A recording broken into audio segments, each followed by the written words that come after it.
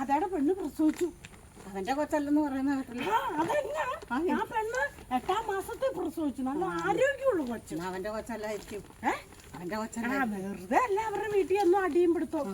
ഇതിന് ഇത്രയും വലിയ ചാക്ക് വല്ലതൊക്കെ തിന്നട്ടെ. അവിടെ പോയി ശരി, അവിടെ ചെന്ന് കിടന്ന് ഉറങ്ങുമല്ലേ. ഞാനും ഇച്ചിരി സാധനങ്ങൾ കൂടുതൽ എടുത്തു.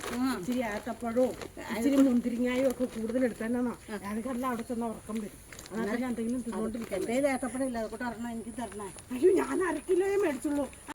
വൈകുന്നേരം പണിയും കഴിഞ്ഞാൽ ചട്ടിയും തൂമ്പായും വാക്കത്തി അരിവായും ഒക്കെ ഞാൻ എടുത്തു വെക്കണം. അതെന്തിനാ ഞാൻ എടുത്തു വെക്കുന്നേ? നീ എടുത്തു വെക്കണ്ട, അത് വേറെയുള്ളവരെടുത്ത് വെച്ചോളൂ. ഇപ്പൊ നമ്മളവിടെ ചെല്ലുമ്പോ അറിയാം അവിടെ ഒരു സാധനം ഇല്ല. അവരവരുടെ മനസ്സാണ് അവരവരുടെ. എന്റെ അരിവാടെ പിടി പോയിട്ട് ഇതുവരെയും കിട്ടിയിട്ടില്ല.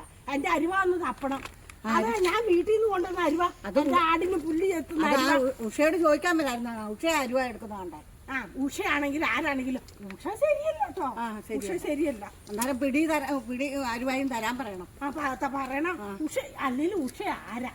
ഉഷ അവിടുത്തെ വലിയ ആളും കളിച്ച് ഒരു ബുക്കും പിടിച്ച് ഇങ്ങനെ നടക്കുന്നുണ്ടല്ലോ. അവിടെ നാക്ക് കേട്ടാലോ. എന്നിട്ട് നാട്ടുകാരുടെ പരദൂഷണം മുഴുവൻ പറയുക. അത് ശരിയാ.